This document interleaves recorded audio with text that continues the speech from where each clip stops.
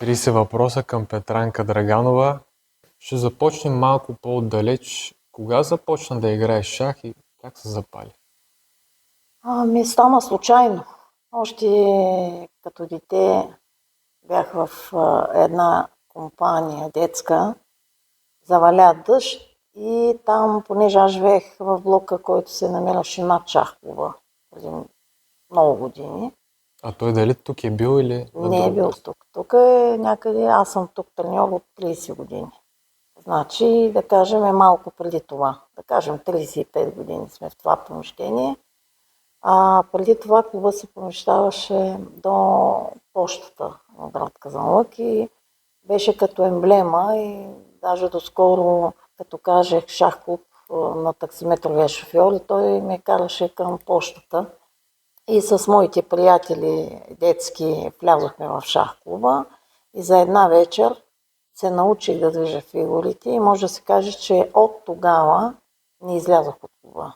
От шаха изобщо бях някъде на 8-9 години. Бързо ли успя да напреднеш? Няма как да не станат нещата, ако няма заложби, ако няма характер, ако няма някаква даденост. Аз успях да стана, може би за една година, успях да стана добър състезател. Тогава тръгнах по състезанията и започнах да печеля турнири. Ставах шампион във всички групи, в които участвах. Но мисля, че всичко го дължа най-напред на характера си, защото не обичам да се предавам, не обичам да губя. Имам хъс, така да се каже, искам да съм победител. Упорита съм много, от дете съм упорита. Вероятно е имало и някаква кармична предпоставка, защото аз съм родена на 20 юли и след 10 години, 10 години след моето раждане, този ден беше обявен за Световен ден на шаха.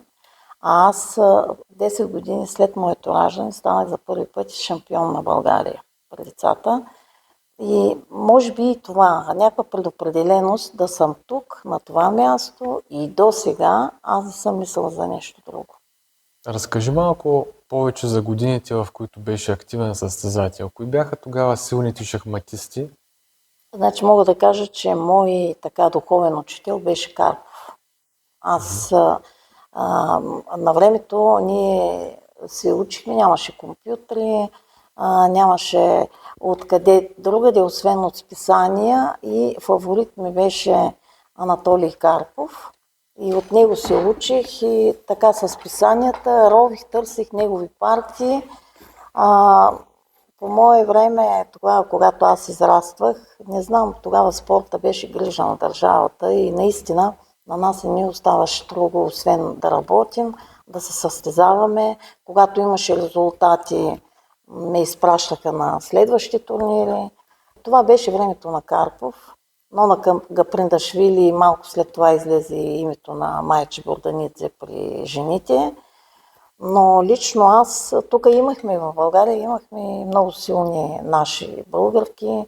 Борислава Борисова, Антонина Георгиева, Весмина Шикова. Те бяха едно поколение, което дърпаше напред тези, които идвахме отзад. После се появи Маргарита Войска. Сега и продължава още да играе Антоанета Стефанова, която е, може да се каже, емблема за българския шах в момента. Силна шахматистка все още. Световна шампионка от 2004-2005 година. Винаги съм имала пред себе си примери. И аз съм благодарна, че попаднах така на хубави хора. Кой беше първият ти треньор?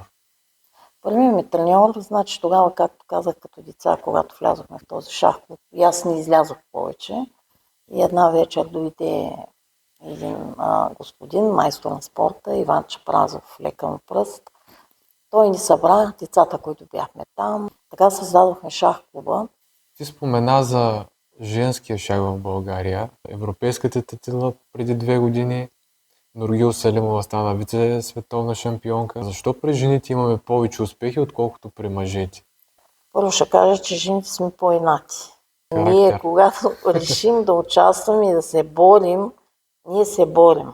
При мъжете е жестока конкуренция. Винаги съм смятала, че трябва да има в един спорт едно ядро, около което да се събират останалите.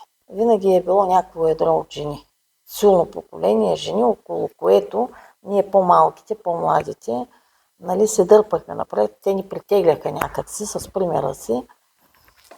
Другото, което е, мъжете могат да играят много повече от нас. Защото жените в един момент започваме да носим и други един подмишница. Това са семейството, нали, майката, съпругата. И докато мъжете са в този аспект са една идея по-свободни. Но мисля, че голямата жестоката конкуренция при мъжете някакси, това е все пак психологически спорт. Нещо ни липсва, за да преборваме там, но пък да не забравяме, че ние не сме много чак толкова богата страна и не залагаме толкова много на такива, само на такъв спорт. И така хората трябва и да работят и да се занимават и с други неща, за да се изхранват, да гледат семейства. Тези поне, които аз познавам, за мен са били блестящи шахматисти. Аз повече се впечатлявам не от резултатите, а от характерите. И съм имала такива, и ги имам приятели в шаха, които са жестоки характери и при мъжете, и при жените. И мен това повече ми е правило впечатление. И сега, като уча малките, аз наблягам на характерите, които се изграждат чрез шаха, а не точно на чисто спортния резултат. Защото ми се струва, че резултатите могат да бъдат и нещо временно, някакъв блясък, който после изчезва. Добре, а как се обясняваш явлението Юдит Полгар в женския шах и нейната успешна конкуренция в мъжкия шах? Аз даже имам честа да ги познавам, това семейство. Лично? Дори с двете от сестрите съм играл.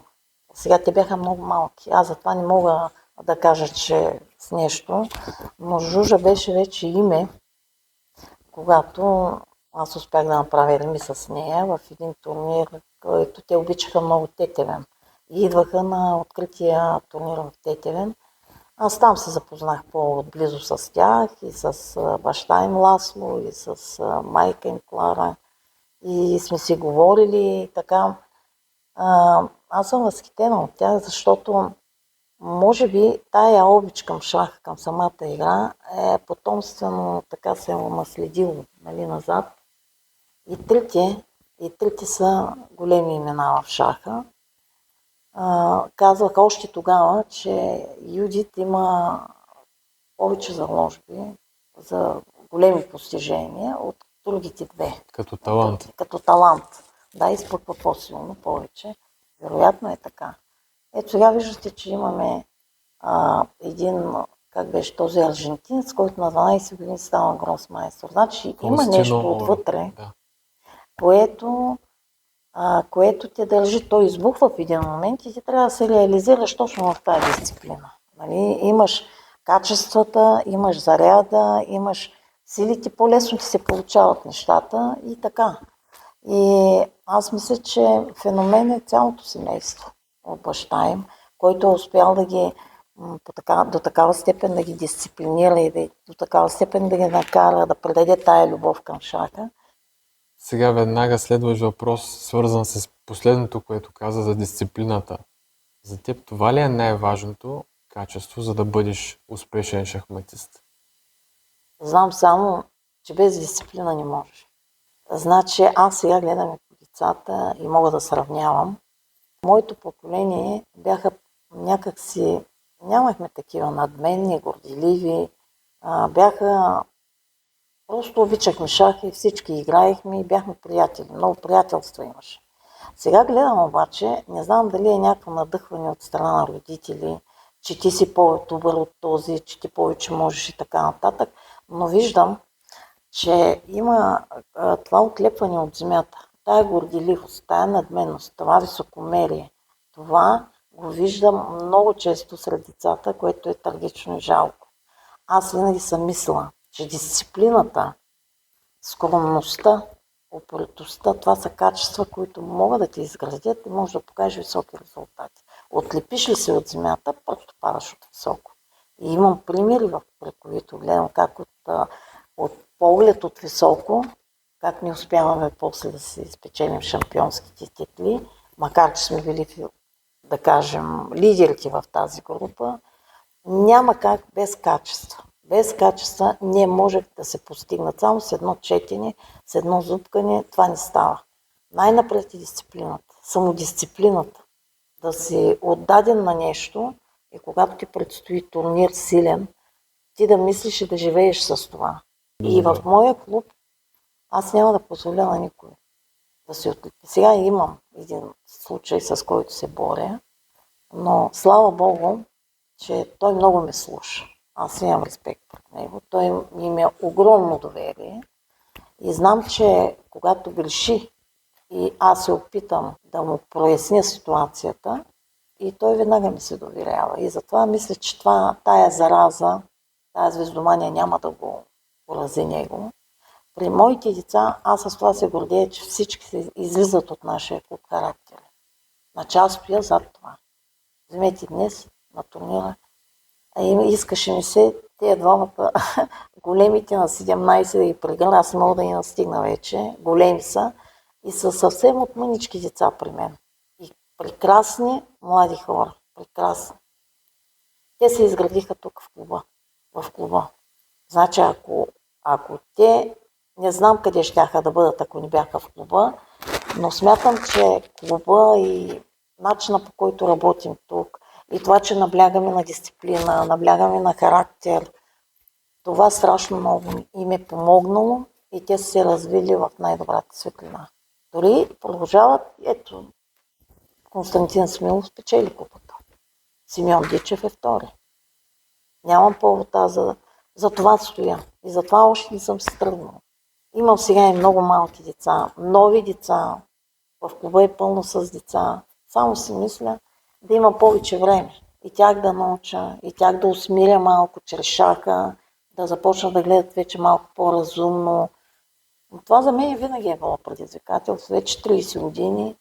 В крайна сметка отношението, което показват, аз дори си позволих да ги похваля, че са добър пример за малките деца. Да. Симеон, Константин, другите големи момчета в клуба. И са много обичани от малките. Само като влязат, тук грева като слънце. И единия, другия скачат, прегръщат ги. Особено Симеон Дичев, който той ми е от 5 годинки тук. Тук порасна. Сега е на 17.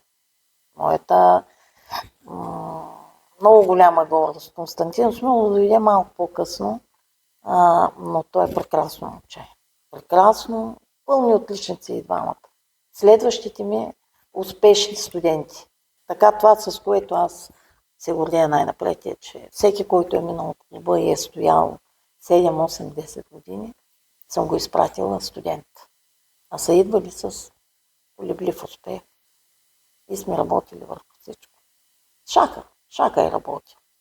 Успявала е така малко да ги посъбуди. Сега чувам пак от майки, от новите деца и казват, усещам промяна в него.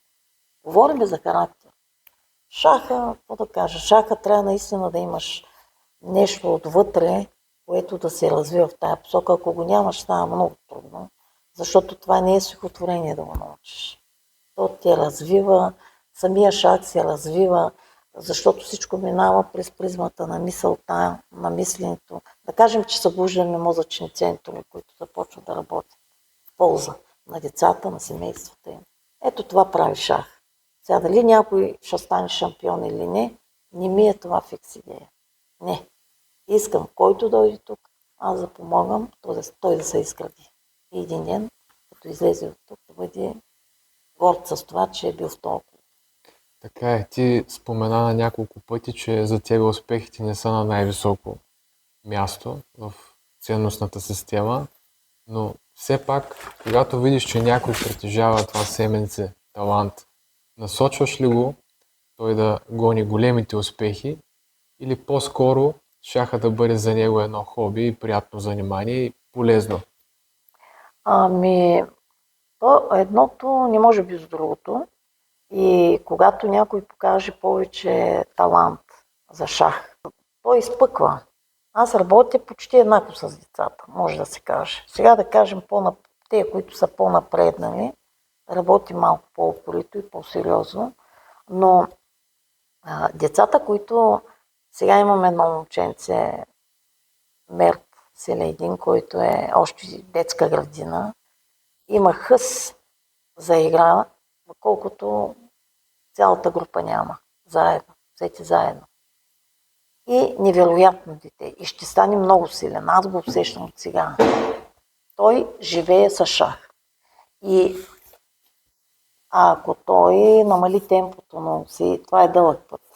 Това е най-големия проблем. Да намалим темпото, да оставиме първо мисълта да подейства и после вече рефлекса, реакцията. Това е, може би, най-трудното в шаха, в работата с най-малките деца.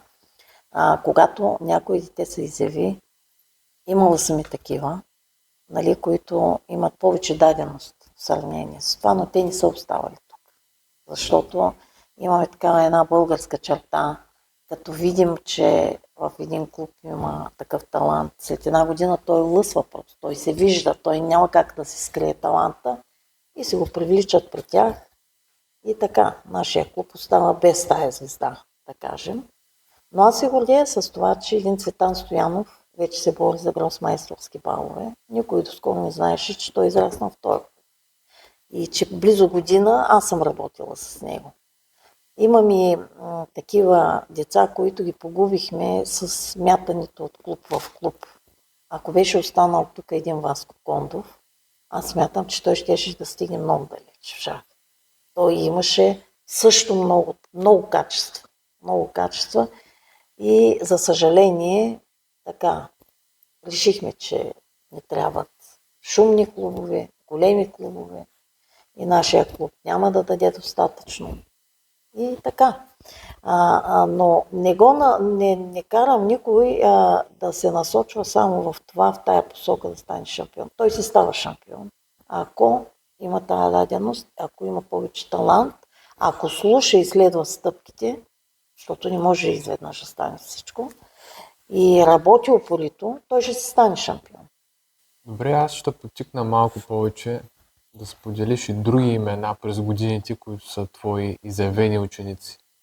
Имам реализирани вече в живота адвокати, учители, имам IT специалисти, не са ставали шампион, но те станаха шампиони в живота.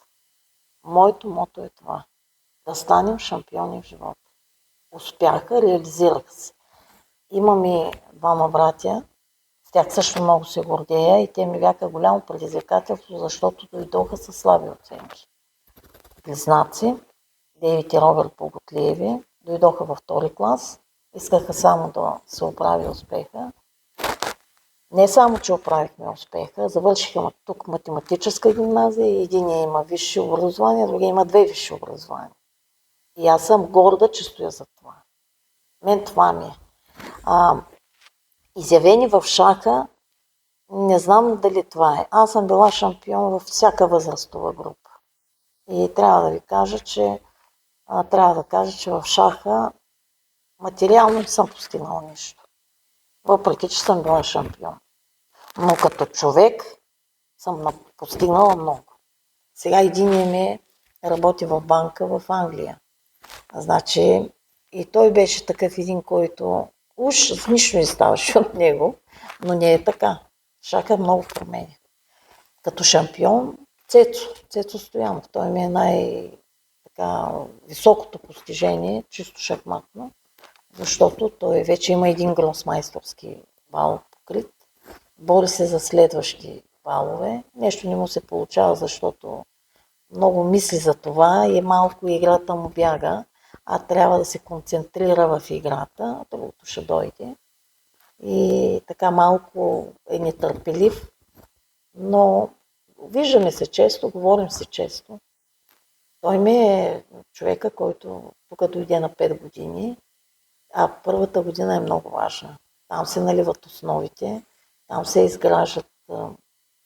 Той ми беше талант наистина, за който и той е, и сега си е. Той се доказа, защото стигна до гросмайстор. Цецо на 5 години знаеше всички планети и феноменална памет. Феноменална памет.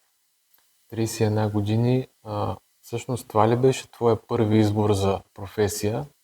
И освен шаха, имаш ли друга работа, която се работила, друга професия? Аз никога не съм искала да е само това. Винаги съм искала да бъда и още нещо, и още нещо. Да, аз съм педагог, образование, завършен. Тясна специално съм детска учителка. С това, което уменията може би ми помагат сега в работата. Аз смятам, че задължително един треньор трябва да има и малко от малко познания и в педагогика. И аз не се притеснявам, ако отидем на състезания и примерно моите деца не вземат медал. Аз не се притеснявам от това. Но когато едно дете заплаче, разстроено, аз трябва да намеря подхода към него и тая драма да се прекрати, да не се губят нерви излишни. И така, и това пак изграждаме, нали, защото то като падне, нали, трябва да се изправи. На мен повече тук ми е тръпката. Имах едно момиче, се Калина Шипкова, тя ми е ставала 2 пъти шампион на България. Имам. И тук са имали, ето сега, първи места, те са щастливи, доволни са и аз съм доволна. Но не ми е идея фикс това. Това не ми е номер едно. И тук се различаваме и се разминаваме. И когато кажа, не ти ли е по-важно другото и така, то си има майка и баща да ги учат. Аз няма да го възпитавам. Аз не съм на това мнение. Отиваме на турнир една седмица, кой е бащата и майката? Ти? Нали? Ако то стъпи на криво и ти ще го премълчиш това. А тук при мен децата сами се гледат. Аз съм ги научила на отговорност и когато отиваме по турнири, един друг се следят. Добре, а ти винаги ли си била сама в твоя път шахматен и като треньор? Имало ли си някога хора, които да ти помагат? Значи в началото съм си имала треньор, а после аз тръгнах сама. По турнирите ходих сама още 14 годишна някъде. Сама, приятели. Много добри приятели. Много съм благодарна на небезизвестния Лаучо, Митко Полендаков, който той има много важна заслуга, аз да стана майстор на спорта. Той ми помагаше много, за да напредна аз и да стигна да си покрия сама тези звания. После покойните братя Стойнови, за съжаление, те ми бяха много близки, много сме си помагали. За съжаление ги няма вече, много сме си помагали с тях. Споделили сме идеи, виждания и така. Имах и един приятел от Кюстендил, който той беше веселяк и около него винаги беше леко и много усмихнато. Това е Боге, Богомил Андонов, за съжаление. Той също страшно много ми е помагал. В моето израстване като шахматистка не съм била сама. Винаги е имал приятели около мен, които са ми помагали, не са ми отказвали помощ. И ако аз отивам, примерно, на женски финал и имам нужда някой да е до мен и да ми помогне, не съм срещала отказ. Помагали са ми. Нали, в подготовката, в анализите, после помагали са ми. Този нашия път шахматния не е толкова розов. Минава през много перипетии. Има една къртовска работа в търсене на варианти, ти си избираш репертуара и в твоето си нещо трябва да робиш, да търсиш и така. Аз не съм имала време за това, защото имах и семейство, 2 деца, но приятели на турнири са ми помагали страшно много и съм им благодарна. Много съм им благодарна и с тях на помощ стигнах и до Фиде майстор. Така че аз казвам, че в тези години по пътищата и по турнирите раждаха се много силни и много здрави приятелства. И то с години вече такива приятелства. И така, няма как сам човек. Не виждам как. Макар че в нашия спорт, ако имаш насоките, после трябва да работиш сама. Нали? Аз трябва да работя сама, иначе не става. И съм работила по 6 часа. Това ми беше в един момент решиха, че съм звезда, защото печелих Open след Open и ме взеха да играя в Плевен. И там покойният Нотко Ноев трябва да я вземем, тя е много силна, пердаше наред. И когато отидох, аз изведнъж в една нова среда, не казвам непозната, защото там бяха колеги, нали? Но работих много, за да докажа, че те не са сбъркали. Работила съм и с Спиридонов, бях много добра ученичка, нали? И пак казвам дисциплината тук, защото аз от дете съм научена на дисциплина. И много се стараех, много исках да се докажа и тогава работех по 6 часа. Беше ми малко трудно, използвах всички почивки, докато децата спяха. Аз да работя. Каква е историята на твоя шахматен клуб? Как го създаде, как реши да го създадеш и трудности премина, докато той се утвърди?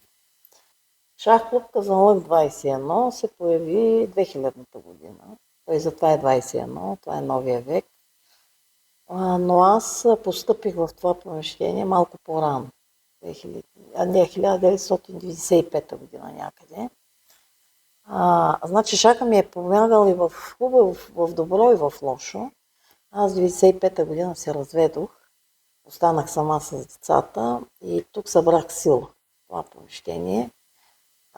Започнах, създадох група, започнах тогавашния клуб, беше Алехин. И аз просто дойдох тук като треньор, нали, останах в града, за да помагам на децата на Казанлък. Макар че бях на кръстопът и се чудих какво да правя, де. И имахме някакви разногласия, защото момичетата ни, аз работих с момичетата, даваха повече резултати от момчетата. Но с колегата, с който работихме заедно, той беше завършил академията Васил Левски, спортната академия, и той някак си лансираше все момчетата. И аз се засегнах от това, защото виждах, че ние имаме резултати при момичетата, а те не могат да отидат на състезание. Тогава все още държавата подкрепеше спорта и влизаха някакви пари за спорт, но за съжаление не ми допадна разпределението на тези средства, защото момичетата не. И тогава реших да се отделя. Така спонтанно дойде.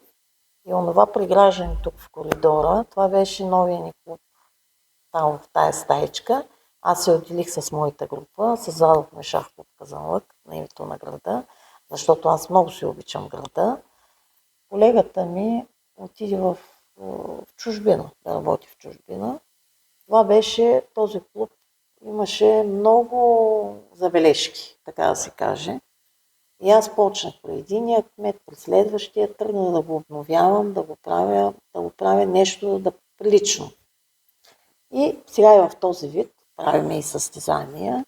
И тук рекорда ни е да съберем близо 100 деца, нали, което означава, че желание като има човек, нещата се получават. Но съм чувала по много врати. Много години, много неща, с неща съм искала да се преборя, за да светне малко този клуб. И сегашният кмет Галина Стоянова, тя ми помогна в този момент, защото имахме на гости една група руснаци и те водиха със себе си група шахматисти и искаха да видят къде и тя пожела да види нашия клуб. И като видя, каза, не, тук не. Но зимата започваме ремонт. И така, този клуб вече е това, което мисля, че го стопанисваме добре. Няма нужда от някакви груби неща, ремонти. И така.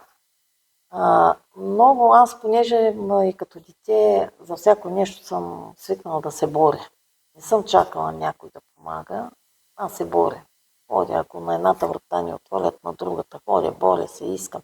Началото беше много трудно, защото създаваш нов клуб. Няма от никъде средства, никой не е чувал за такъв клуб. И ходих по предприятия и намерих, слава Богу, някои хора си спомниха името Петранка Драганова като състезател. и удариха едно рамо. Тогава един от директорите на хидравлика, тук нашия завод, сега е Капрони, и той ни удари 2 години рамо, докато стъпим на краката, а после вече се завъртя колелото, общината започна също да ни съдейства. И постепенно, след като колегата ми напусна тук, ние си дойдохме на това място и сега вече си е шахов казанлък. И така, няма лесно, трудно е. И сега ще ви кажа колко трудно се преборих за още едно нещо, защото това не се знае. Дълги години училищния спорт, ученическите игри започваха от 5-7 клас. 8-10, 11-12. Или отиваше първи, четвърти. Няма. Може да се каже, че минимум 20 години аз се борих за тая промяна, която вече е факт. И от тази година в ученическите игри имаме вече първи, четвърти клас. Защото ние обичаме да работим с деца от най-ранна възраст и ние си ги търсим детските градини в първи клас. И изведнъж, като станат ученици, те не могат да представят училището си. Предишният министър Вълчев, който много Красимир Вълчев, той обича много шаха, това съм го усетила. На една среща с него така успяхме с нашия депутат в Народното събрание Илияна Жекова, помолих я просто да ми адресира моето писмо до министър Вълчев, да стигне до него. Помолих я лична молба да стигне до него. И имаме вече група първи, четвърти клас. И аз съм щастлива, че този пробив, който направих, имам и още нещо, което искам да направя. Не знам дали някога ще успея да го направя, защото вече не е този министър. За съжаление, който обича много шах. Не знам новия министър на спорта дали обича шаха. Нали знаете, че тенденцията, и ако следваме примера на чуждите страни, шаха е дисциплина, която задължително трябва да влезе в училище. Като образователен предмет, защото наистина много възпитава, много учи, много гради. И той има място в училище като учебен предмет. И сега тук детските комплекси, те са едно звено, където може това нещо да стане реалност. Имаш ли наследници в това отношение в шаха? Ти спомена, че искаш да е като втора работа или като нещо допълнително. А защо не е и първа? Защо не е нещо основно? Искам моите деца да се развиват и да се изберат. И днес сме говорили с Константин и с Симеон, какво мислят и как. Искам да си имат тяхното си нещо, което те могат да изкарат, да завършат, да се реализират, но да имат време и за това, да не забравят толкова. Намираш ли разлика в децата, които си обучавала преди и тези, които са сега? Предишната ми група, особено първата ми група, може да се каже, че децата тогава, те бяха сами. Аз исках да има някой родител с мен. Исках да видят как се борят децата, как се учат, Тогава бях по-амбициозна и като резултати и медали. Бях млад треньор и исках медали и така, но това беше за кратко. Родителите ми имаха такова канско доверие ми. И бяха толкова спокойни, качват ни на влака, знаят, ние пътуваме с влак и се прибираме с влак. И трябваше да мисля начини, да не се изгубим по пътя, да не се, такива неща, да бъдем като колектив, да бъдем заедно. И успявах. Пред тези, които имам в момента, аз пред много малко деца, на единици деца мога да се намеся като някакво виждане, така както аз се виждам работата. Защото родителите са навсякъде с нас. Ако аз кажа едно, те казват обратното. И много трудно. Аз казвам сега, следва държавно първенство. Ние работим, държавното е над всичко. Нали?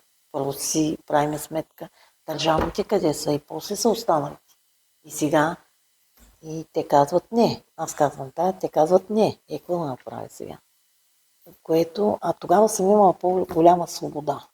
Може да се каже 15-20 години. Вече нямам тази самостоятелност. За съжаление. От мен.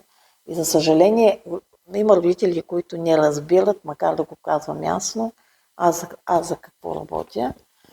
И те искат резултати. Да, ама човека не работи така, както трябва да работи за резултати. Той ходи на училище, пък искаме и почивки, и така, не е редовен на тренировки и няма как да дойдат резултати. Нали? Но другото, което се изгражда, те го виждат. Сега имам едно от момчетата, Симеон Дичев, който много прилича по поведение и по характер имах един преди години Мюмюн, така се казваше, Мюмюн, младин Мюмюн, който беше при мен, израсна при мен. И дори тук, като идват на ученическите игри, градски първенства, училищни отбори, и дори учителите казват, Симеон колко прилича на Мюмюн. Има сходство. Но те са таки явно един типаж, едни характери, но при Мони той също не е бил сам с мен. Но родителите му бяха някакси по-разбрани. И някакси имаха доверието и оставяха аз да движа нещата. Когато сега днешните родители не ти дават толкова свобода. Да работиш така, както ти искаш. И затова, както и да ги сравнявам, онова поколение, всичките до един ми станаха хора, макар че пак казвам, не съм с ниски успех, с нисък успех, с по-слаби, съм колебливи оценки.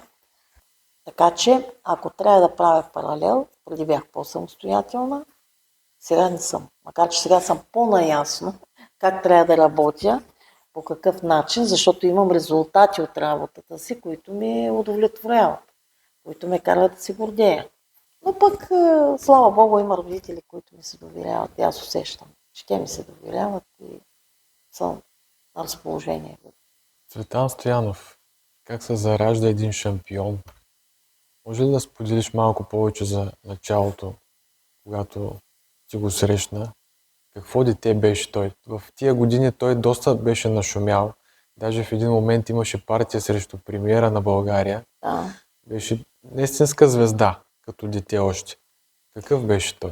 Цецо, когато едно дете, и не само Цецо, още с влизането, може да го усетиш. Още с влиза първото. Първия му поглед има шахове наредени, веднага. И припламва искрата. То се вижда. Когато Цецо дойде тук и започнаха тренировките, беше аз, като се обърна и той, мат, госпожо мат, дадох мат, нареждайте отново, продължавайте, нареждайте. Аз на втората тренировка казах на родителите, че това е шампион. Ние не искаме. Нали искаме, той сега просто гори в желанието си, иска така. Цецо беше едно момченце на 5 години, което, такъв нистов глад имаше за шах. Така искаше да работи. Аз даже съм работила самостоятелно с него. Майка ми и баща му имаха един магазин и той там в складовото помещение. Ние работихме с него. Аз се усещах много изморена след това. Той нямаше спирачки. 4 часа можеше да работи. Той е дете на 5 години. И някакво пресищане. Аз се притеснявах да няма някакво пресищане, някаква умора. Не. Давала съм задачки, винаги решава ги. При него заниманията ми бяха, всички вървяха нагоре. Нямах едно повторно занимание. Всичко се попиваше, поглъщаше, едно повторение няма. Вървеше като реактивен самолет нагоре, оставяше следа. Да, и тук, госпожо мат, така, аз като се обърна, той знаеше като дойде какво трябва да прави. Разликата. Сега имам Мерт, този малкия, дето го похвалих, че е най-бързият ми състезател. Той има нещо, което ми напомня на Цецо като малък, защото има той неистов глад за шах. Майка му и баща му казват, чудо е, не можем да насмогнем. Затова сме го довели тук. Виждате го. Той му свършва партията и не може да излезе. Той отива там да гледа някъде. Разликата между тях двамата, направих сравнението, е, че при Цецо той попиваше всичко, той слушаше страшно много и възпроизвеждаше. Докато Мерте много импулсивен и разликата. Цецо даваше мат. Докато се обърна, той гледаше къде е царя, атака мат.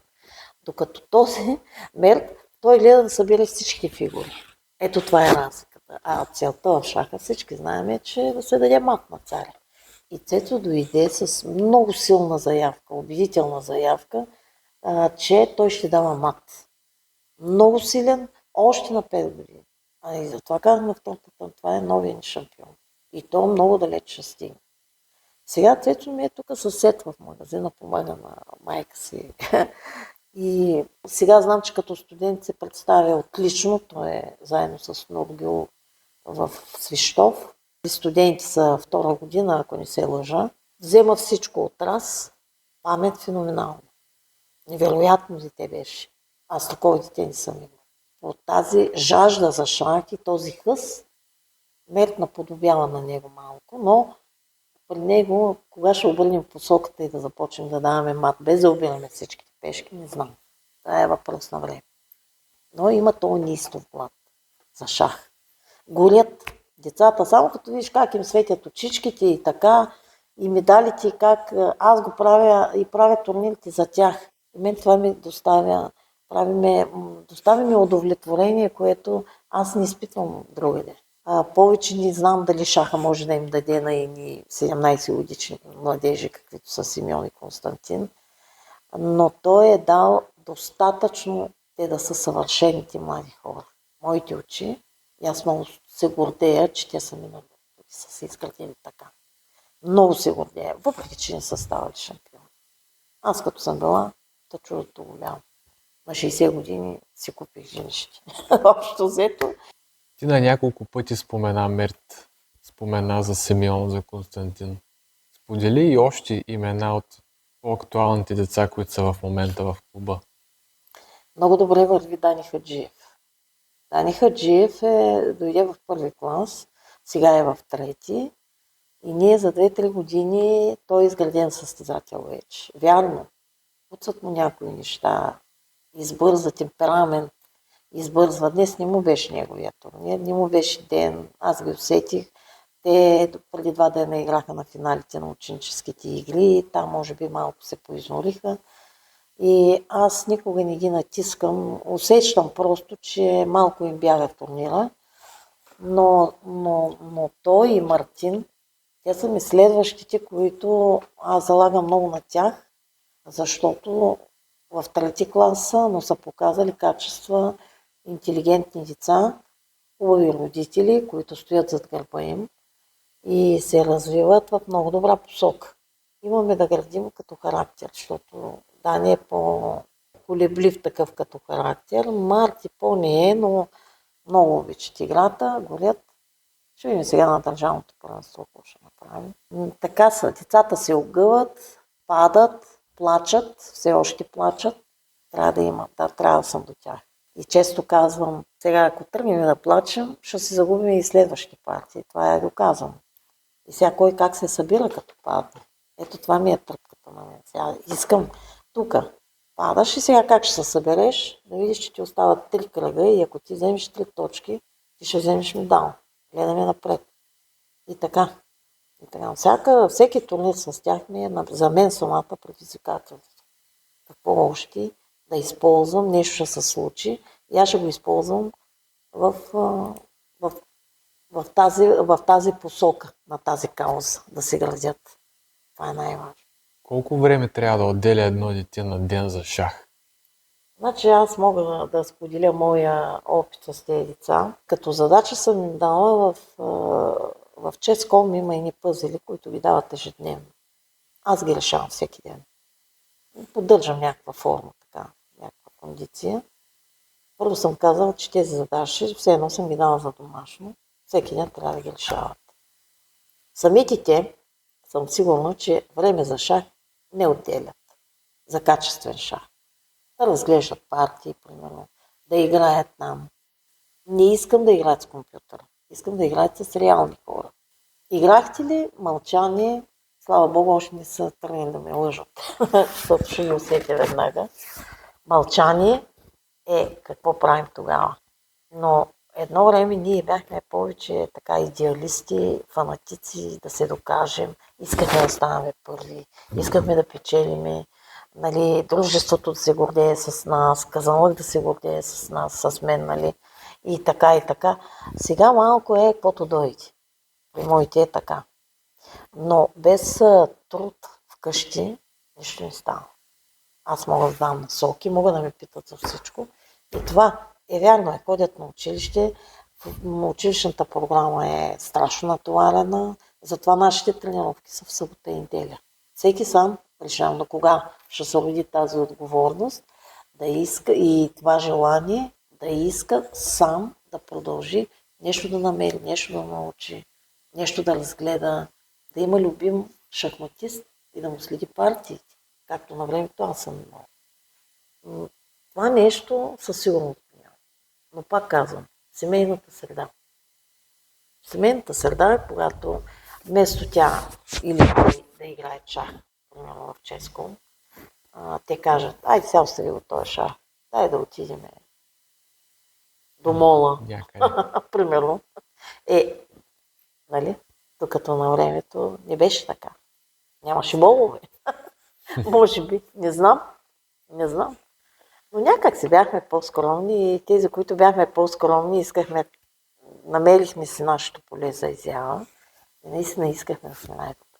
И аз съм плакала, бият ме, и аз съм губила, жестоко, но е важно какво остава. И ако ти си така разбит и на парчета, ти ще се провалиш целият турнир, но има още шанс.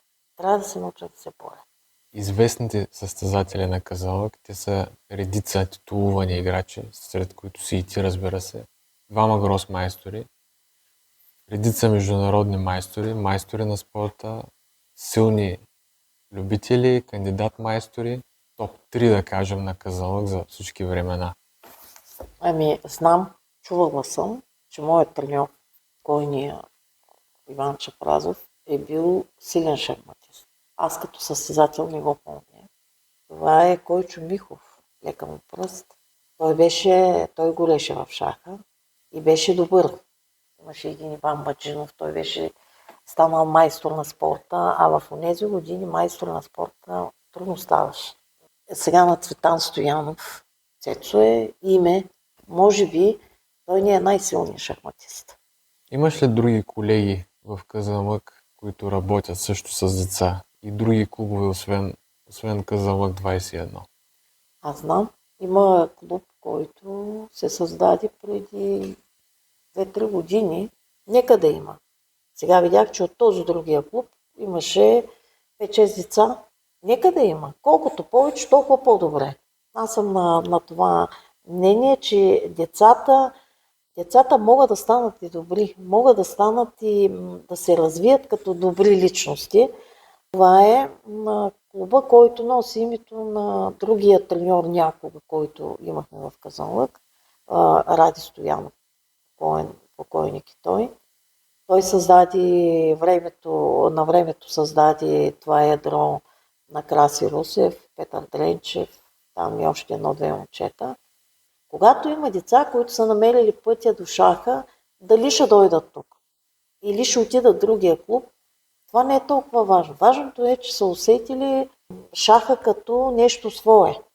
И аз се радвам от това нещо. Мисля, че там работеше. Така, поне такава беше визитката най-напред, 2 наши гросмайстори, Петър Дренчев и Красимир Русев. Но сега, доколкото разбирам, бащата на Красимир Русев работи с децата. Това е хубаво, защото той е от по-старото поколение и смятам, че ще ги научи на добър шах. Освен треньор, ти си организатор на шахматни турнири за деца. Кога беше първият ти турнир организиран? Правих вътрешни турнири, защото децата тогава усещат в едно състезание, нямаш право на грешка, нямаш право на връщане, нали? Както правят на тренировки и искат да се върнат, изиграят хода, бъркат, се връщат. Нали? И правих. Обаче в един момент те тренират заедно. И заедно да играят, и така и не се получаваше онзи ефект, който аз търсих. Затова реших малко да го разширя и първият турнир, може би, не знам, е бил преди, да речем, 10 години. Аз мисля, че първият турнир беше Купа Кирил и Методий, тази, която днес проведохме. И реших, че ще направя традиция. А после малко разширих. Не мога да прескоча Световния ден на шаха. По едно време само аз го правих този турнир. Реших да направя народни будители, После викаме лятото, децата са свободни, защо да няма турнири лятото и така лека по лека. И зимата, когато децата след много години са зажаднели и зато и Купа Левски ми е една от най-масовите турнири, нали, Купа. И така реших. И затова през февруари правим Купа Левски. През зимата правя коледен турнир, коледни звезди, само за децата от клуба, за да излъчим коледната звезда. Нали, опитвах се, групата ми при големите беше малко по-голяма, отделях ги от малките и така. Сега може би само малките ще останат.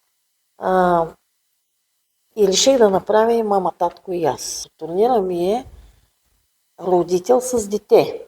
Като детето от всяко семейство играе с родителя от другото семейство. И ги срещам така. Просто исках родителите да видят, че децата много могат, развиват се добре, знаят повече от тях вече. И това беше една реклама на моята работа. И когато почнеш да правиш 4-5 турнира такива постоянно, да кажем, може би 7-8 години, тая традиция поддържам. И горе-долу на 1-2 месеца трябва да има нещо, да има съпротивление, да има сблъсък. Да видим за тези 2 месеца какво са научили. Нали, когато има, то пък се ражда и нова идея, затова направихме.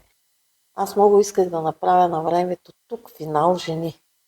Финал жени, аз съм играла много финали и исках да събера цвета на България, но това е във времето, когато войска състезаваше, все имена, нали, доказани, бяха силни финали. Силни финали и исках да дойдат в Казанлък, нали, център на България, но нещо не ми се получиха нещата, не знам защо, все ги избираха някъде другаде, някой се налагаше и така.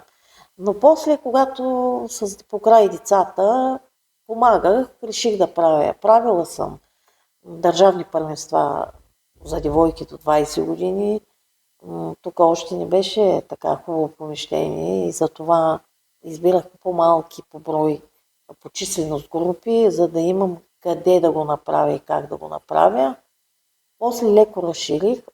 Правили сме в Казанлък държавните училищни индивидуални първенства. До Иповите правих 2 пъти даже.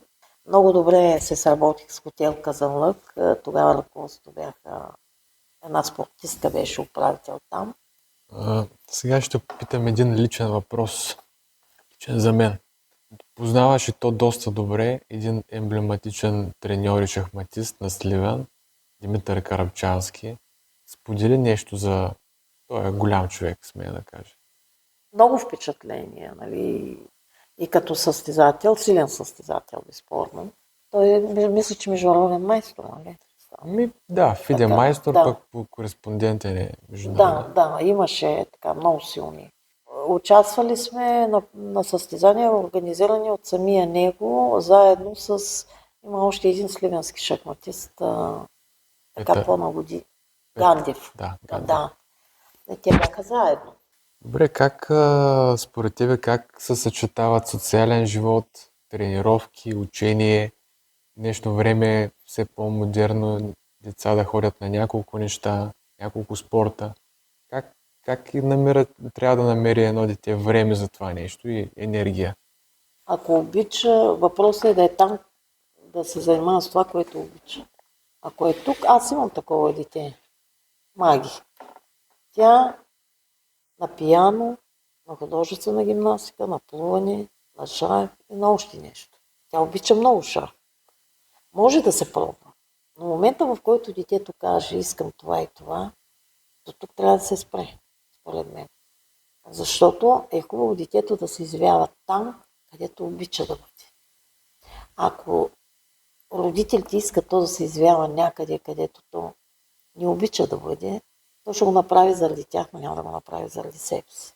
Доста малко говорихме за теб като шахматист, като състезател. Кажи все пак, кой е твоя най-голям успех в шаха и най-силният състезател, когато си побеждавала? Лемачко. Значи аз бях на 16 години, когато на един полуфинал женски, ученичка бях. Всички бяхме чули, че българин е довел от Украйна. Мисля, че украинка беше, не съм сигурна. гросмайстор, Лемачко, и тя играе вече в България, нали? Ще играе на нашия полуфинал, първи турнир в България. И бяхме на полуфинал в Руси. И аз бях детенце още и чакаме за клас така унесени, чакаме да видим коя е тая гросмайсторка, която ще играе на нашия полуфинал. Нали? И слиза госпожа Лемачко, която тежко, една много голяма жена, и аз съвсем малка пред нея, аз играх с нея и направих реми. Бях много щастлива от себе си. И дълго време бях последствие на един финал, първата българка, която я беше побеждавала. Като на финала бях сама, нямах треньор. Когато си сам, това ти учи да работиш. И тогава контролата беше 2 часа за 40 хода играем и още час за 20 хода и после се отлагаше партията. Записваш скрит ход и се отлага тая партия, плика остава при съдията, подписано от двете шахматистки и се прибираш в хотела. Можеш да се анализираш цяла нощ, позицията, това, онова. На другия ден, сутринта, доиграваме тая позиция. Втори път се отлага, вече стигаме до еншпил. И на третия ден пак я доиграваме с нея.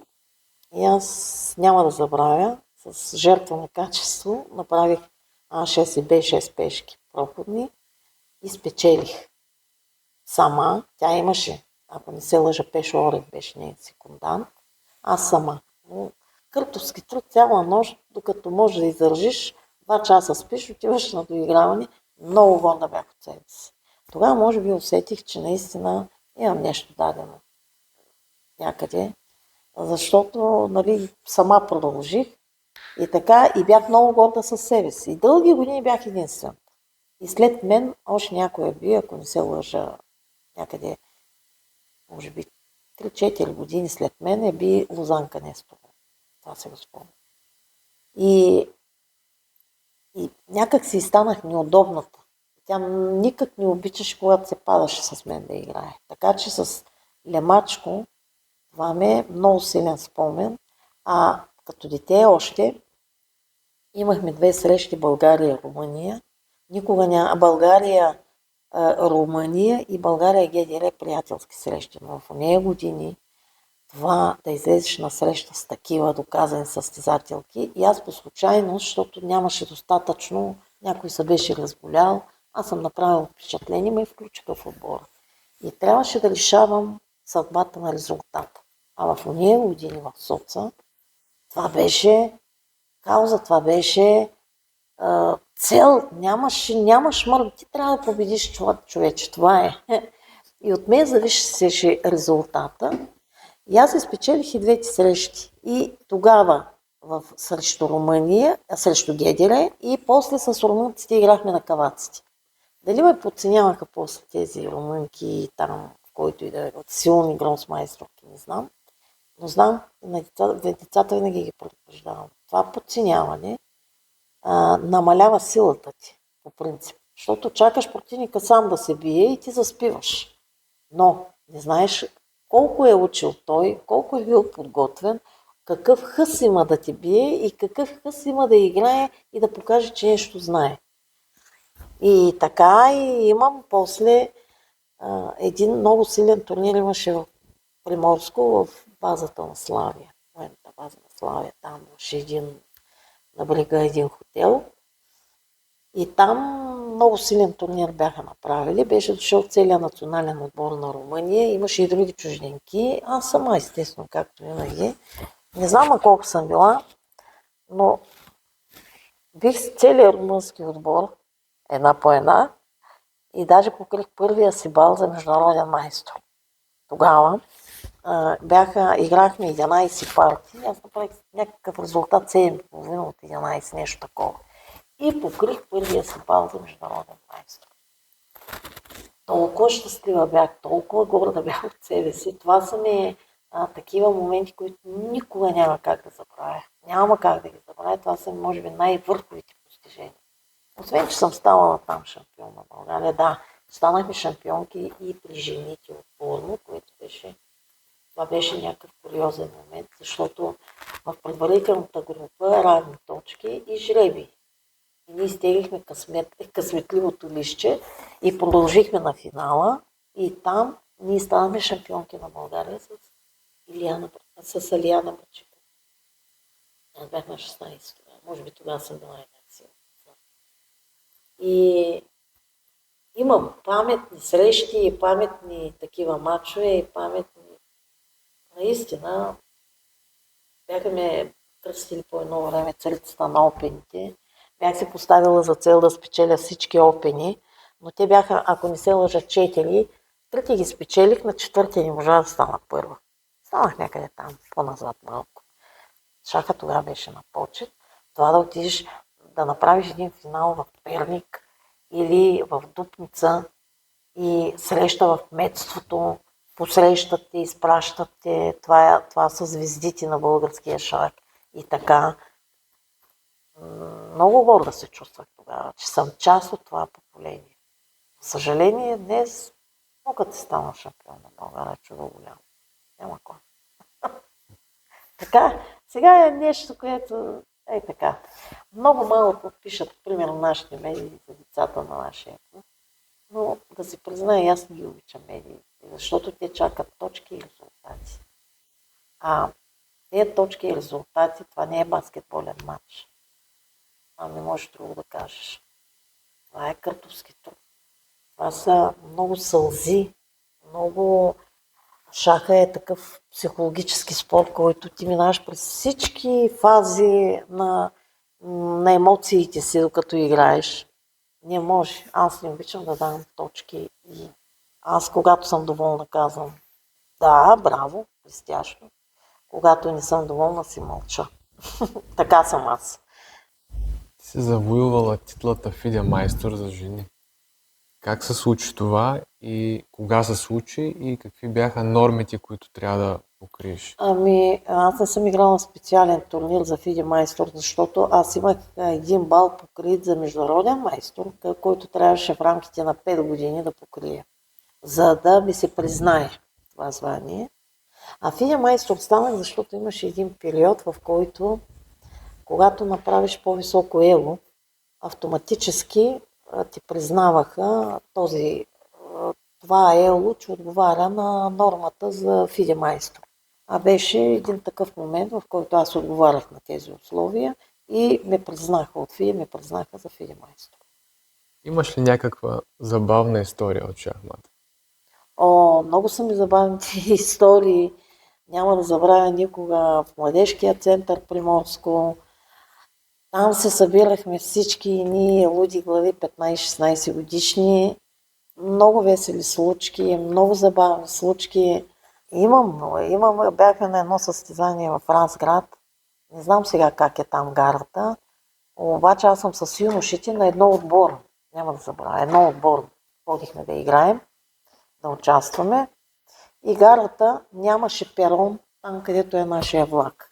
Той е направо на коловоза, долу. И, не знам, от земята до входа има някъде поне 2 метра. И децата, как те айде подскачат, набират се там нещо, аз не мога да вляза. И какво правя? И групата е към скачайте долу, защото не става. Няма как да стане така. И как се сработиха, как направиха някакъв мост, как нещо направиха и ме изхвърлиха да вляза вътре, защото за тях беше по-лесно. Успяхме да влезем. Значи, толкова забавно ми е било винаги с тях. Купето ми беше винаги смях. Хората, които така бяха наблизо, всичките с екипи, бях първата, която уши екипи на групата си. Те се забелязаха тогава, бяло-червено не бяха екипите. И те се виждаха отдалече. И много, то няма как да го разкажеш, няма как конкретно нещо. Родителите са били, винаги имах една баба на Иван Колев, баба му. И тази жена пращаше големи торби с храна, защото ти пътуваш, нали, през деня, ако си далече, трябва нещо да се яде там. за цялата група. Но аз мога да кажа, че съм щастлив. И това ме е поддържало винаги. Може би и за това. Повечето моменти са били щастливи, усмихнати, хубави моменти. Сега един въпрос лично към тебе. Ти кой тип шах предпочиташ? Блица или бавния шах? Бавния. В бавния шах минаваш през всичко. Блица е малко луда работа и там грешките са неминуеми. Това не е шах. По мое време, когато ставахме големи играчи, имаше само класически шах. Но и сега на класическия шах, това е шах. Тогава минаваш през всичко. Сам си, продължение на 2-3 часа, с фигурите. Всичко, което знаеш, минава там през играта. Отделно качествата, които си изработил. Имаш ли любим дебют с бели, отделно с черни? Да, аз съм била такъв тип играч, по-атакуващ, открити позиции съм играла повече. И това ми е било любимо. Открити позиции, които можеш да си включиш фигурите и да атакуваш веднага. Това съм играла. Минала съм и през царски гамбит за бели, минала съм и през латишки гамбит за черни. В детството ми, даже когато единия път станах шампионка, тогава групите бяха пионери, там имаше такава група пионери. И аз станах шампионка с латишки гамбит, с черните фигури. Играех само това, ще даваше възможност да отвориш линии и да атакуваш. Открити ги, защото и децата сега предпочитат повече това, защото има повече атака, повече матове. И сега тук как ще дадат мат? Повече се палят на това. Аз не разбирам да учиш детето на Т4, което е една по-затворена схема някак. Там трябва да знаеш повече неща, трябва да знаеш пунктове, трябва да знаеш силни и слаби полета. От тук се започва това малко дете. Затова мисля, че всяко начало детето трябва да не е посече. Точно когато, за да го научиш, идеята в играта е да дадеш мат, идеята е да атакуваш, това е смисъл на играта. И докато се понаучи, а когато стане вече по-голямо, то може да се избира само. Английско начало съм играла много в юношеството си. Когато бях в Плевен, тогава играех само Карло-Кано, защото Спиридонов, той е известен с Карло-Кано. Обаче не ми даваше повече от 3 като резултат. И после беше много трудно от Карло-Кано да мина в нещо друго, което да ми дава някакъв шанс да играя. Не обичам сицилианска, това мога да кажа, защото сицилианската е един каламбур от варианти, които трябва да се следят. Аз знам, че гросмайсторите работят много тук. Явно самата схема, самата защита дава възможности постоянно да се измислят новинки. Аз нямам това време да търся новинки. И къде, и там, докато бях активен състезател, просто предпочитах нещо което няма дълго време да се променя, за да мога да го играя качествено. Но сицилианската ме побъркваше, защото как да научиш? Сега казват модерна, ама можеш ли да следиш всичко, новинките, които излизат? Аз не мога. Не мога да го овладея. И не ме е срам да го призная това. И ти шахматисти знаеш, че ние си избираме дебюти, които ни допадат, които можем да ги играем, които ни харесват. И затова ние не можем да учим 1000 неща. Всеки си избира репертуара и в този репертуар лови, търси и така. И се усъвършенства.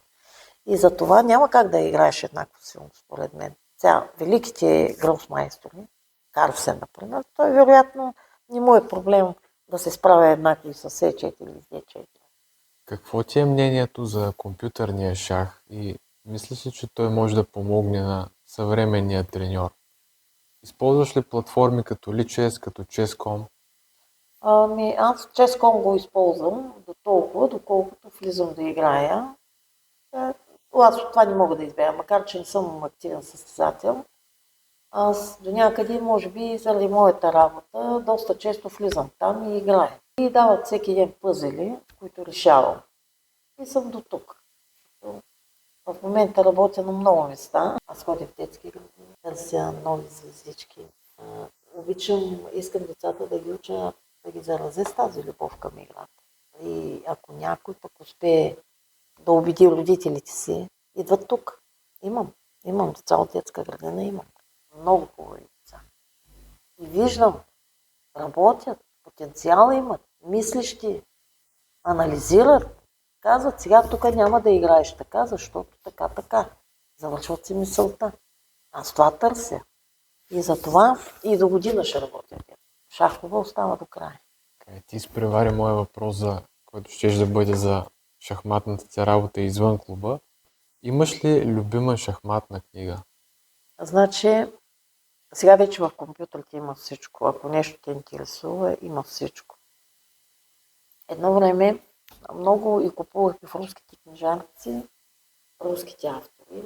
Имаше една книга, която стратегия и тактика, която всеки трябва да ми представя.